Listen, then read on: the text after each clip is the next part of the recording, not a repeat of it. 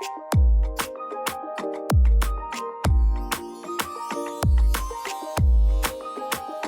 to the Luxe Leap. My name is Reland Logan, and we chat with women-led businesses making bold moves, big wins, and the secrets to extraordinary branding. So I have a question. What do you get when you mix battlefield grit, boardroom brilliance, and a deep obsession with the science of peak performance? You get Jill Schulman. She's a United States Marine Corps veteran, leadership consultant, and the author of The Bravery Effect. And for the past 25 years, she's been developing leaders at every level. Her journey? Let's just say it's not your typical career path. She started by blowing things up, literally, leading a Marine Corps demolition team. Then she moved into selling drugs, the legal kind, of course, crushing it in the pharmaceutical world. Now she's on a mission to make people uncomfortable in the best possible way, because Jill believes the only path to greatness runs straight through your comfort zone. She's partnered with the Fortune 100 companies, studied under the top minds in positive psychology at UPenn, and dedicates her life to helping people go from safe and stuck to bold, brave, and wildly fulfilled. She's one part tough girl, famously known for saying, embrace the suck, one part academic nerd, deep in the science of performance, and 100% committed to helping you live a bigger, braver life. Oh, and she claims running uphill is fun. So buckle up, because we are here to welcome the unstoppable force that is Jill Schulman. Welcome, Jill. Oh, well, thank you. Thank you for having me. It's such a pleasure to be here. Oh my gosh, we're about to have the best time. I'm so excited. I love psychology. That is where I like to nerd out, and just Ooh. the concept of bravery and doing the scary thing. So Mm. I am geeking out over here on this Oh, side. good. I love psychology too. That's why I went back and studied it. It's so fascinating. Like there's nothing more interesting than our psychology, our mind. And yeah, I know. I'm excited to geek out. Oh my goodness, we're gonna have the best time, because I feel like the human mind is like one of the last physiological frontiers. Totally. Yeah. There's still so much we don't know. And we know a lot, but there's still so much we don't know. Yeah. And we barely use the whole thing. So So true. here we are. Mm-hmm. Well, let's go back in the past real quick. What inspired you to start your brand? You know, what really brought me to the moment to create my brand, because my brand now is all about bravery. It's the Bravery Effect, the science of bravery. That is my brand. And it ended up, first of all, I found my true passion. Like I've been doing leadership development for the last forever, like 15 years of my own business.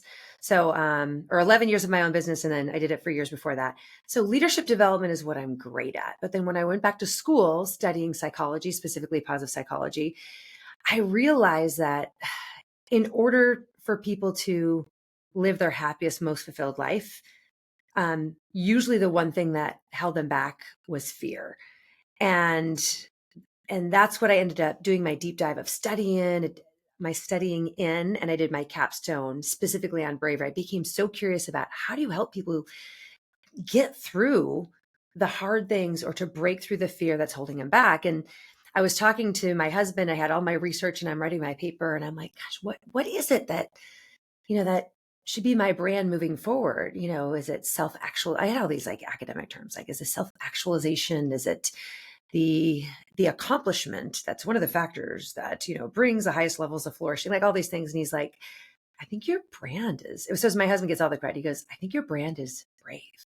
It's the Marine. And I'm like, you're so right. It's overcoming fear. So I have to thank my husband for the one really being the brilliant mind behind, really my brand, bravery. So thank you, babe. Oh my goodness, I love it. I always am explaining to people when it comes to brand, is like, okay, you have the people who are stuck looking down into the water and all they see is sharks. And you're on the other side of the water being like, come over here. No, it's great. It's wonderful. And there's a whole bridge that they don't see.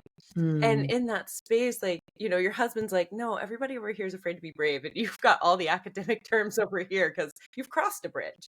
Yeah. And Well, and what you just said too, which makes me unique, is, you're the expert in branding. I am not an expert in branding, but what I do know is there's a lot of people out there that are the academic nerds, which those are kind of my peeps. I love science. I love the academics. And then there's a lot of badasses that are like Navy SEALs and Marines that are like, and motivational speakers. Like, I climbed a mountain, I'm a Navy SEAL. So you've got all these like motivational, like people, and then you've got all the academic nerds, and then you've got people who are just business leaders that have known it. And so I think my secret sauce and what I'm trying to build in my brand is you get kind of like the hard girl, the tough girl, Jill, Yeah. and you get the Ivy League, academics, and I've got business experience. So I try to kind of thread all three because isn't that what branding is about? Is like That's what amazing. makes me uniquely Yeah. different. So yeah, that's kind of what my It brand is. is, as long as we do it correctly, instead of being like, "It's about your logo and your colors." It's never been about that. It's actually about the soul of the person and the message that it's Mm, out to the world. mhm, mhm, And that is a this is a scary thing to do since we're talking about bravery. It's a scary mm, thing to put yourself out there, um, mhm. in so many ways, but also to put what you truly believe in order to be a thought leader. And to your Uh-huh. point, that's a beautiful trifecta that you have of, Mhm. we do hear Navy SEALs, and I'm not going to give a ton of shine to the men who we see on the internet all the time, but we see them with their like super hard, like, you got to go after it. And then we see academics, we're like, I don't understand half the words you just said. Exactly, And exactly. then you see your business influencers and you're like, but I don't have money to spend on ads. Like, I'm just saying the things that I hear Mhm. people say on a regular basis. And so to be that trifecta of those three things, like, that's really powerful, Jill. Mm, Really powerful in order to get people to start to take action. Because let's be honest, the first step through going through your shit, for lack of a better word, is to take the first step to get through that mm. fear. And um, that's sometimes the scariest part. Yeah, it is the scariest part, and I mean, I'm just so glad you said that. It's like it's really about what's in your soul, what's the message. So, and that's really how I feel too. Like I feel like I I have a mission to help people understand the truth about bravery. I thought I knew everything about bravery because I was a United States Marine, like your dad. I know everything about bravery, but what I realize is bravery is not just macho and it's not just heroic moments of charging into battle or first responders running into a burning building. I mean, those things are brave. Let's give They're credit very for brave, that. yes. But bravery is so much more than that. Because if you think bravery is, if that's what you think of, that's bravery, you're like, well, that's not for me. I'm not in the military. I'm not a first responder. But bravery is something each of us has the capability to build. And it's so critical for our success in our businesses, but really for our happiness and well being. And so that's what I am like on this mission. And this is, I guess, what my brand is like, I just want to teach people the truth of the science of bravery and let them know it's not a skill. I'm sorry, it's not a trait. No, it is a skill. It's not a trait that you're born with, but it is a skill that anyone can build. It's like a muscle, like, like when you go work out your Love it. muscle and it's going to hurt a little when you're lifting the weights and you're going to be a little sore. Same thing with bravery, but when you do it, you get stronger and it's life changing. So, I'm just excited to bring the message out to the biggest audience I can. See? And that's really all I do is package people's messaging. I And think yeah, I'm going to get some great pointers here out of this podcast episode. I'm probably going to have some good tips on what I should do I differently. think it's literally just been my week. I don't know what's going on here, but it's been a fun time of me just being like, yeah, and you're gonna like restructure it this way. So when you look back and your husband says that it's bravery, like he's able to distill it to one word. By the way, that's a superpower, and please give him a high five for me later. I know. What was that pivotal moment in your brand's journey that just defined where you are today? Hmm. Um, what's the pivotal moment? Gosh, I'm trying to think of what comes to mind. I don't know if there's a pivotal moment. My answer really is not that there is a pivotal moment. For me, it like built slowly over time. Like first of all, there's a aha moment where it's like bravery is the key, Hmm. right? But then probably just a moment too is one thing is you get the idea, and the other thing is putting what I teach into action, which is now how do I get my brand out there? So I had this moment where, and I don't know if any of your listeners are kind of have experienced this. So like I was kind of doing the day job, like Yeah. still doing like the leadership development, which is important work. I still work with my clients, help leaders understand how to lead effectively, how to do all the right things to drive results. So doing the day job. And then went back to school, had my new research on bravery, decided on that, the Science of Bravery was my brand. And then I started going to like different conferences or masterminds or listening to podcasts and listening. And I had all these notes on everything that I was supposed to do. Oh, well, I'm supposed to do this and I'm supposed to do this. And I had these lists and lists and lists of all the things to do.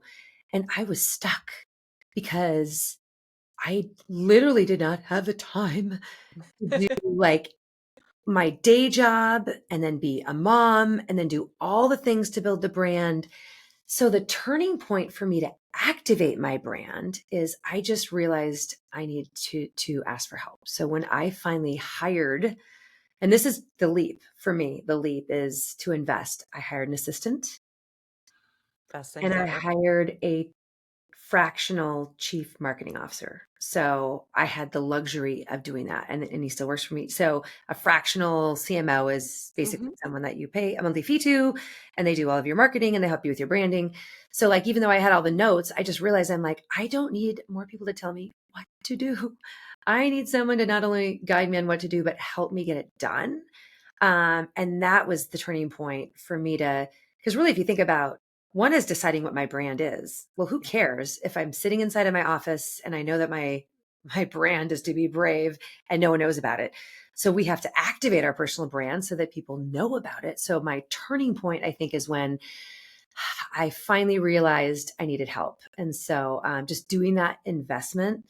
And I have an offshore, admin who is the most amazing woman in the world. And it's so affordable, right? So now that we live in this global environment and there's so many opportunities for us to get help, like it doesn't cost that much. No. And they have great skills and are highly motivated. So if there's someone in like South America or Philippines and different places, Pakistan, like we pay them a very, very affordable rate and it's life changing for them. So you feel good about it. So that was my turning point. It is life-changing for them, and it is really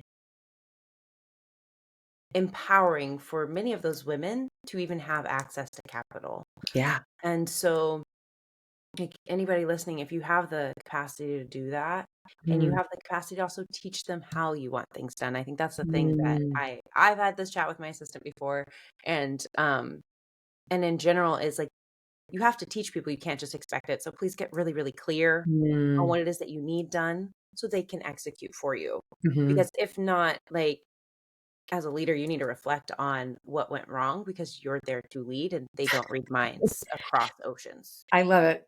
I love it. You need to set clear expectations and then give them all the resources and training for them to do a good job. Yeah. That's, Yeah. that's so important to me. And I loved everything else you also said, but that sticks with me because I'm like, everybody, please. Yeah. I gotta tell you, I made a mistake like in that journey. Like the first thing I did is I actually hired someone like through a company where I was actually like paying a larger amount and then they pay Mhm. the other person a smaller amount. Now I hired someone directly, but the first guy I hired, like I interviewed a couple different people and I just hired a guy and he just had like energy and he was enthusiastic and he wanted to learn everything. And it was the worst hire I ever made because he just graduated from whatever university in South America Mhm. and with a marketing degree, but he had no idea what he was doing. And what I realized for me is that I needed someone that had a little bit of experience, right? Because he'd be like, okay, what do I do? And I'm like, I'm so I don't know. busy. I don't have time. So after a couple of months, I just said, I'm like, this is my fault. Like I now realize what I need. And then he was full time. I'm like, I didn't need full time. So like, I like where I had now my assistant, it's hourly. Like it started off as like 10 hours a month and now it's 20 or not a month, 10 hours a week and 20 now. Now she's almost to like up to 30, but I can now, I pay for what she does. So, I made that mistake because you just said that. I was like, oh, there's some PTSD there. Like, I just am like, create a great brand and make it come to life. And he just had no idea what to do. And then he tried, and then I wasn't happy with it. And it wasn't his fault. It was my fault. Ah, So, mm, it's the act of clarity, and you got things have to get messy before you can get clear. Let's totally. be very transparent. It's not like an overnight thing, and Hmm. things are constantly shifting. And I think that what you brought up before I went on my like soapbox about assistance is the the feeling of you had it all there, and we have some like analysis paralysis. And we're like we it needs to get out here. Like bravery doesn't happen just in this room, Hmm. and knowing that you needed people to help you like sort that and Mhm, get the right people on your side mhm, to make that happen, it's super important because mhm. I think a lot of us are holding things, they say the best ideas are in cemeteries. And So it's such true. a dark saying, but it's because sometimes we don't know what the next step is, or we don't know how to get clarity, and sometimes we think the right thing to do is to hold it all to ourselves, but getting a team of people who can truly help you, Mhm. I think you're right, that was the greatest thing that you could have done Yeah. because it allowed you to focus in your genius zone, but also allowed them to focus in theirs. And for many assistants, it is the ability to execute. Yeah, they're I've great seen executors. great Well, executors. I'm terrible at mhm, and if someone is, like, starting their own business and they have all the time, it. Yeah. then it might make sense for them to do everything themselves if they have the time. But I realized I had a great mentor he said, like, "Jill, like, we need to think of your time and how valuable it is. Yeah. And if there's something that needs to get done, it's gonna take you 3 hours." You know, does it make sense for you to use your brain and your genius to work on this administrative or this task? Or does it make sense for you to invest $40 to hire an admin to do it? I'm just like, it was just like that, like, Light oh, bulb like, moment. yeah, yeah. Did he make you write the numbers down of how much your time is worth versus hiring somebody to do it? Because He when somebody didn't, but that does would it, have been good. But oh, it hurt. oh, you actually did that once? Yeah. Yeah. Mm. Yeah, well, he was telling me, I mean, he was kinda, and this guy's really, really successful, like, very wealthy, super successful, but I, like, look up to him, and I mean, he's figured it out. He goes, "I'm to the point now," he's like, "Unless I want to drive to pick up my dry cleaning and my lunch," he goes, "I don't wanna spend 40 minutes doing it, so I have people that do that," and he goes, "It's not because I'm just too good for it," he's like, "'Cause my time is too valuable." So he's got different people who do all these, like, little menial things, but he's like, this allows me to operate at the highest level." And because I think it's because of my roots growing up in Minnesota that, like, no, you do everything yourself. And if you hire things out, then, like, what do you think, you're better than everyone? And I had to do that that Mindset shift. mindset shift of going, like, no, like, other people, they're earning money, they're happy to earn the money, they're better at it, they enjoy it more, and it allows me to do my work. So mhm. Yeah, we're creating like mini economies, like ecosystems in Mm. order to help other people survive. Exactly. And we would be so grateful for a job back when we were in that mindset. So why wouldn't they be so So true. grateful for a job? Mhm. Mhm. And it's that is a serious mindset shift, Jill. Mhm. I've Yeah, been so there that too. was thank you. I didn't even really know about the aha moment, but I'm like, that's when my brand started taking off. And then ooh, then, like, sometimes in the beginning, like, with slow steps, you kinda do one thing, another thing, and then it just, like, momentum builds. And Mhm. now it is crazy. Like, now instead of, like seeking to get exposure, now I'm getting invited to do a lot of things. So it's amazing how, like, you do the right things and it just starts catching. And so the momentum is there, which is exciting. That is so exciting. Actually, a wonderful transition. It's like you're in my brain. Uh, Wild, wild. While we're looking at, momentum has come, it is going. What are your long-term goals for expanding your brand's impact? Mm. M- my mission, my goal is to get the truth, the science of bravery to the widest audience possible. So my goals for the brand, are so that I can amplify my impact. And so if I look at some of the strategies, and all these things that I'm going to tell you are the things that I was scared of doing. The expert in bravery was scared of doing because I'm really comfortable being in my academic settings or standing in front of, companies, groups of business people doing leadership development. But I've had to really step outside of my comfort zone. So the first thing is writing the book. Yeah, Writing a book, which is the Bravery Effect, is going to allow more people to learn about the science of bravery. So that was one of the brave steps that I've made. Applying for TEDx, right? So, oh my God. So I haven't done it. It's not until September 20th, but I got a yes on one of the biggest TEDx stages, which is absolutely terrifying. But if you do it really well, it gets your ideas, your Yeah. message out there, right? And then the last thing that I'm working on, all these things that are very uncomfortable for me is I'm super comfortable teaching workshops and doing little keynotes on things I've done in the past, but now I'm working on like I want to become like the person that's the best of the best in doing keynotes, because I think I can bring some unique value. So like again, I'm investing in myself. I'm going to like keynote camps because if you want to be the best of the best, right, and you want to command large audiences, like you need to know, you need to be more than a nerd, right? So those are kind of the three things I'm doing to try to amplify my brand. The book, the TEDx. Oh, I'm also had a PR strategy. So I'm writing about bravery and psychology today, Forbes, Fast Company. So that was another thing. All these things that I've never done before, right? But it's about like, how do I amplify the message as wide as possible? So I'm sure you'll let me know there's probably other things I should be thinking of, but those are the new areas I'm moving into to get the brand out there. That's incredible. One, the book just brings my heart joy because most books are written by men, and I'm a boy mom, have nothing against men, but we need more women to be on those shelves because our Mm, ideas are beyond valuable. We are the reason there's a population on planet Earth.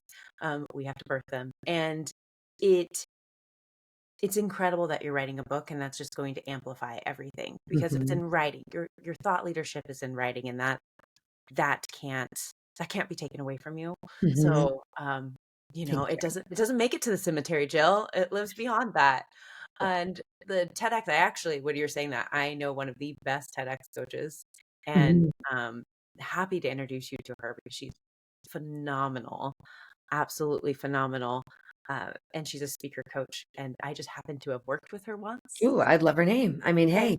um, I need to get Kathy on this show. I haven't yet, but we'll get Kathy in here. Mm. Oh, She's that would just be good. That would be actually a good one because everyone for your brand, you've got to know, like, and for anyone's brand, if you have a great idea, try to get a TEDx because that's going to be a really great way to crystallize your idea. Because the TEDx coaches will say, like, what's your one idea? And then you go on for a couple of paragraphs. You're like, no, no, no. no Like, what's one one sentence? idea. Like, darn it, right? So you get really clear on what your brand is, and then you can get out there. So I thought she'd be a great guest to kind of help. She has a podcast with her and Mark, who she has a coaching business with, and it's called oh my gosh, why in this moment did I it said just like completely blanking. go? You can put it in the show notes. I'm going to put it in the show notes and I will get it to you because I remember I was on it and I was talking about the power of a smile and just the idea that kind of like bravery, that if you smile, you can get through a lot more things. Yeah. Um, Do because you want to know some science of smiling? I got to yes, nerd would out you for a like to sec. say it because you can say it more articulate than I can, please. There's something called there's a lot of research that has been done on positive psychology and smiles. So one specific study that was really interesting that I remember learning about when I went back to school is they looked at high school yearbooks and they looked at the quality of the smile, and they can look at the smile based on if it's a Duchenne smile, which means it's a smile that goes all the way up to the eyes. The difference between like this smile, which I'm just like, it's the fake smile for everyone out there. Mhm. Like when your mouth is doing the smile, but the one, your entire face lights up. And so it goes all the way to your eyes, right? So they did this study on just smiles. And then they followed the people like into their like 70s and did basically life satisfaction, happiness. So one thing I want everyone to know is the quality of your smile was a predictor of lifetime of happiness and well-being.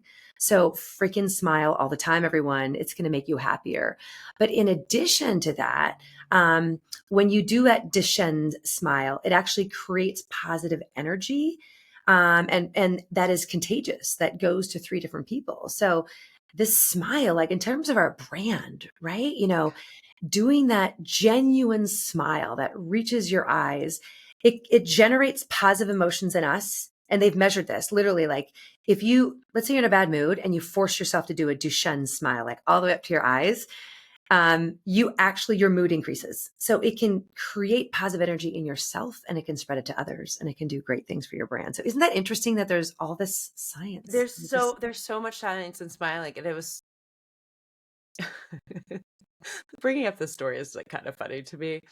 I once upon a time worked at a really fancy retailer because Mhm. I'm sure they don't want this story like so public. Um, their bags are typically silver with a letter that's drawn with lines, and Mm. they have a big sale in the summertime. Ah, Anybody who's one of those girls can put all that together. the semi-annual sale. Yes. Hmm. Hmm. And I had an intern and I was the manager of one of the largest women departments. And I asked my intern at the end, I go, hey, what was the number one thing you learned from me this summer? And she goes, I learned how to say F you with a smile. And I looked at her and I was like, what? And she goes, yeah, Ray, I learned from you that when people are difficult to just smile through it while your eyes are basically telling them to just go kick rocks. And so when I'm talking to Kathy about this concept of like you could smile like through things and it makes it easier on the other Mhm. end, you came with all the science. I was like, I've just used You it just my knew entire this. life. Yeah. Sometimes you're like, "This is common sense. I just know this to be true based on my own experience." Yeah, And then I because just it works yelled every time. And I was like, and this might be years of cheerleading. It might be years of having to be on stages since I was a little kid. I just smile and I'm like, doesn't matter if I'm mad, happy, sad. Like, That's just awesome. You know smile. what? I need to smile more. Like I like literally need to because back to my like keynoting. Like I'll watch videos of me speaking and I'm talking about bravery and I'm like I'm intense and I'm passionate and I tend to look really angry in my face all the time. So some coaching I've gotten is can you just lighten up and smile a little bit more? So I'm working on it. I've like I think I get in my zone. Maybe it's the Yeah, Marine in me. And I just get passionate and I just very like serious. yeah. So I need to lighten up and smile more. So You I'm never working know. on it. My smiling also might just be me, my version of retaliation from a teenage perspective to go against Oh, oof. This is as a Marine kid. PTSD. That could be why I'm so used to being around so serious that I'm like, somebody's got to bring some sunshine to this There party. you go. Exactly. That's what a smile is. It brings sunshine into the room. It really does. Mm. So I get it because everybody in my family's oh so serious. If they're not a Marine, there's some other type of uh, armed forces. Real talk. Generations and generations of it. Okay. So we got this book, we have this TED Talk. These things are going to come to pass Mhm. because it's real and oh so amazing. How are you going to use that as a catalyst to in your marketing strategy to adapt to your brand's new growth? Okay, I didn't know I'd have all these hard questions. This is like I'm getting coached right now. Like usually people are like, "Tell me about the science of bravery and how I can apply it." So this is so great. I'm getting you guys. I'm getting free coaching on the spot here. Um, so the question again is, okay, I'm going to be growing. How do I? What was the question again? You're growing because of your book and your TED Talk. Mhm. How is your marketing strategy going to adapt for that new level of Mm, growth? okay. She's like, let me phone my CMO. No, like I'm like, let me figure out like Connor, what is my, well, what I have in on the horizon as the plan is hopefully if everything's as successful as we hope, if there's more demand for the message of bravery than I can deliver on my own, we need to create other ways for people to learn because that's the whole mission. So, um, of course, I'll be delivering it, but then I want other people to learn the science. So, for other speakers, because I have a network of other speakers through National Speakers Association or other like leadership development experts. So I want them to learn the science and bring it to organization. So that's one strategy with my brand amplified. And the other is I'm meeting with a company potentially to be able to take everything in my brand and what I'm teaching, the value I bring to others, and how do I put it into an on-demand online course? Because I have to realize there's only one me, and if I want to get this to everyone, I have to scale.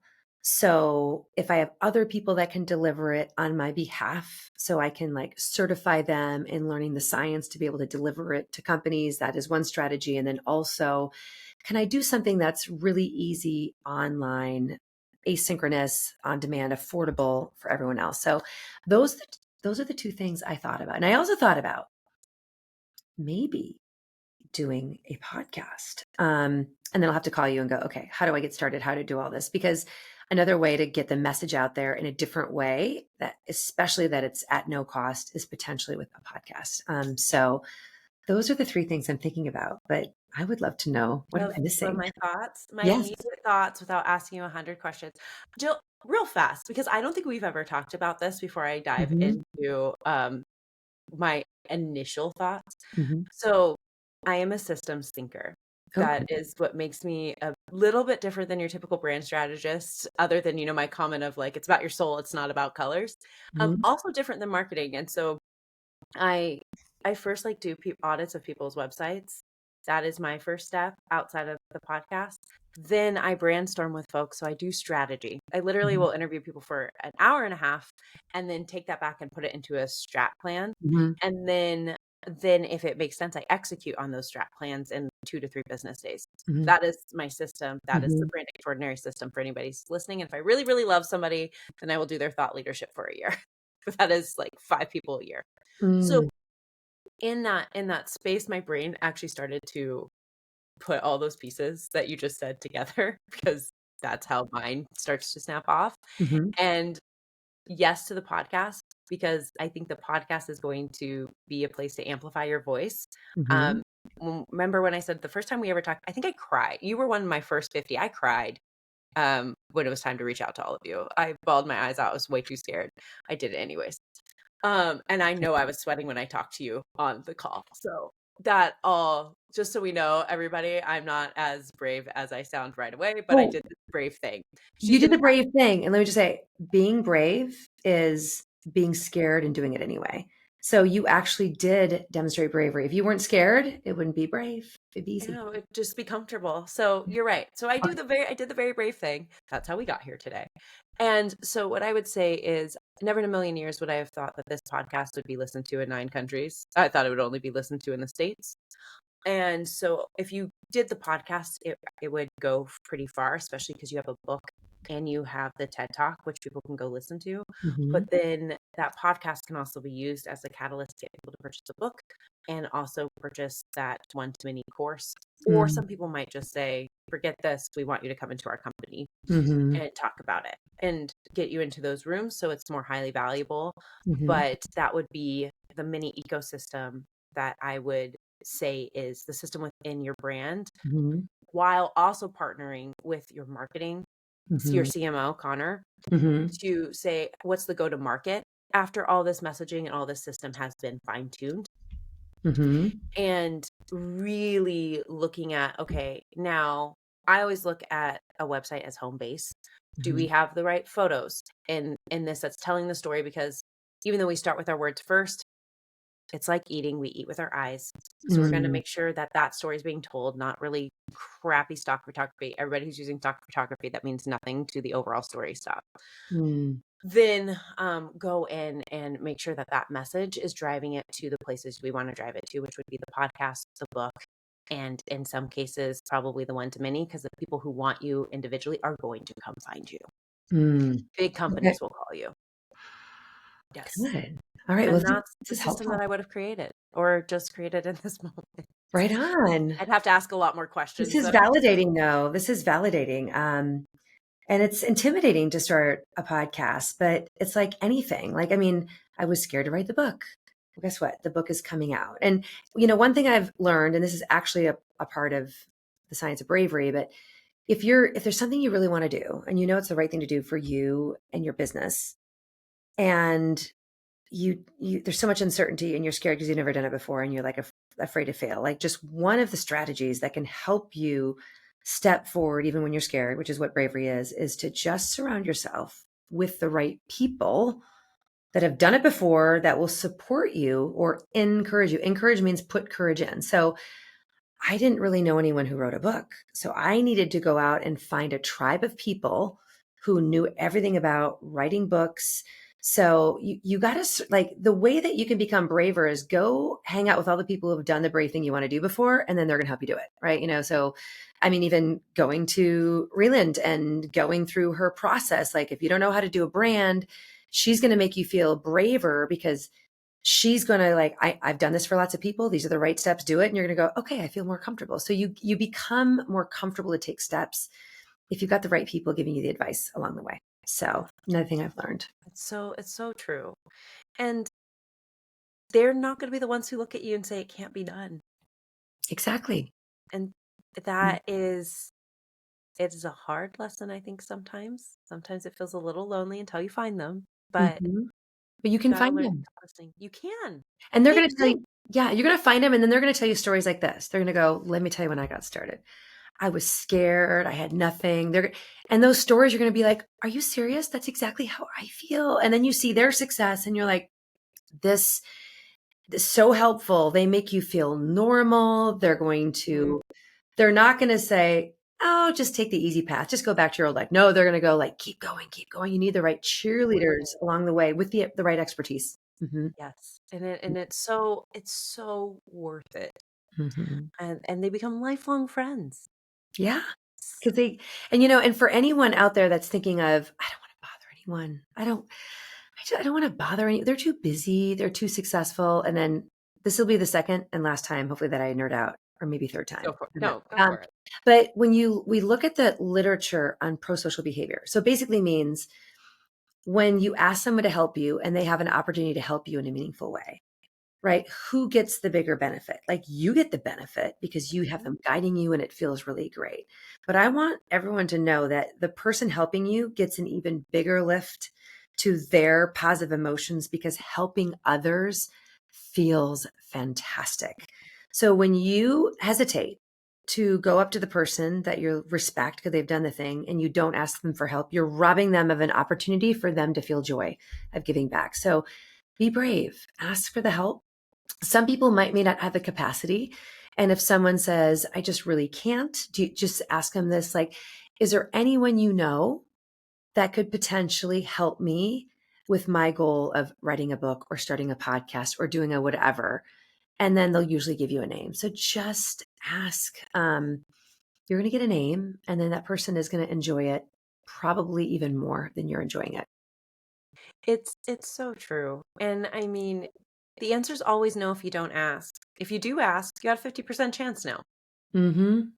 Yeah. So let's mitigate it down to Mitigate it down. Like, I'm sure, I mean, Reland, it's as a living, you help create brands. But when you take someone that's got a great idea and they end up blowing up their brand and becoming a thought leader, like, you earn money to do that because you are great at what you do and you're worth every single penny. But the biggest, I think, payoff for you is not the money. it's not the money. It's honestly Mm-hmm. so funny that money even exchanges hands. Like, it's just an exchange of energy to a certain degree. Mm-hmm. But they're my friends now. Like, I Uh-huh. call them all the time. The people that I've done big rebrands for, we call each other all the time. Like, and sometimes it's like little things, like a quick DM that's like, "Hey Ray, can you look at this copy? Mm-hmm. We're launching this new thing." I'm like, "Yeah, fix this, fix this, fix this." And then it's like, "Okay, cool. Do you want to go get drinks later?" Or like, "When are you in California? When are Mm-hmm. you in New York?" And Yeah. it's so It's genuine and fun. it's forever. Yes. Yeah. And to see that person that you care about, like, really make that leap, it feels great. It feels great to help people. So, It's so amazing. And I've loved helping people from a very young age. And so it's just some days it's actually the scary thing is asking for the money for it, if I'm being completely honest. If all need to know what I need to do to be brave. Like, that part's actually scary for me because it comes so natural. yeah, So it y'all, if you learn nothing in this entire time, go today, take action on the one thing that's scaring the living daylights out of you now. exactly. Yeah. And when you do, just take the first step and you get that dopamine hit because you're like, that wasn't so bad. I can do this. And it gives you evidence that I just took a step. So just, yeah, go out today. One thing, just take one step toward it today. One Hmm. step. Alrighty, my friend, I have got two fun questions for you. Are you Uh-oh. ready? I'm scared. Oh goodness. What does a day living a luxurious life look like for you? Oh, gosh, this might bore your audience, but my best days are the days then I can get off the treadmill of doing and just get into my thinking, get into flow. Like, there's so much I know about psychology and bravery, but there's so much I don't know. So my most fabulous day are the days that first of all, I have to know that all of my clients are taken care of. because I can't relax and do that unless I know. So I've taken care of everything. And then I have a day to really do the deep work and start reading more research to go even deeper because I am just such a nerd at heart and I want to bring more value. And every time you like peel back a layer and you learn more, and then you just want to keep peeling. So I just want to just keep peeling away and learning more. Now, preferably out in the back in my pool or on the beach.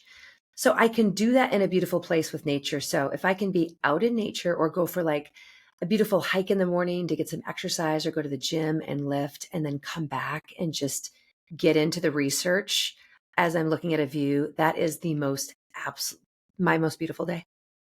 Oh my gosh, that's incredible. I just want anywhere where there's water, to be honest, and the sun and water. That's That's why I it. live in Southern California. You just said a y'all, and I'm not even from the South, and I just caught the y'all from you. Oh, my family's all from the South. So you said it, and it literally, like I said it after you. Southern California, it's really expensive here, but it is sunny all year round. It's warm, and there's no bugs, and there's no humidity. Like it is amazing. Y'all, it's the perfect place. My dream home is on Manhattan Beach. Ah, exactly. See? Mine is too, because There's I can't along afford to the live on the water. beach, but someday. I'm You 5 minutes, 5 minutes from the beach. Hey, that's close enough. My girlfriend lives 5 minutes from the beach. Yeah, yeah. She lives actually by Manhattan Beach. Alrighty, last one, best one. In one word, what is your primary motivation in business? Impact. Ooh, why? I care about making an impact in others' lives. Like that is my motivation. Like if I can go in and move people so that they take action to make an impact and they come back, like that is the aim. And I mean, I think it should be all of our aim is never aim for dollars, aim for impact, and then the money will follow. So for me, I just want to make a difference, impact. That's Oh my my word. goodness. I love it. Jill, this was seriously one of my favorite episodes. Thank you. Thank you for having me. How can people find you? How can they get a hold of you? So my website's probably the best place for everyone to go. JillSchulman.com. Last name is Schulman. So just go to my website.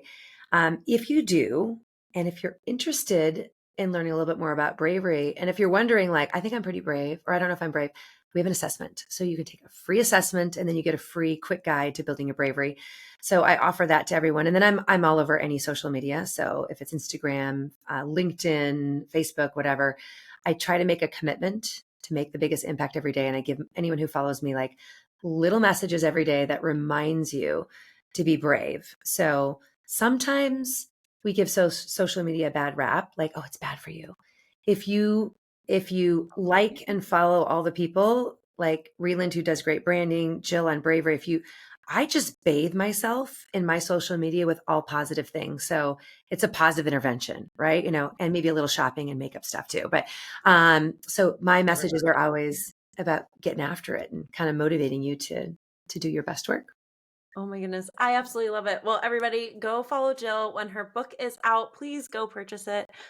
It's definitely going to change how you think about showing up and doing the scary thing.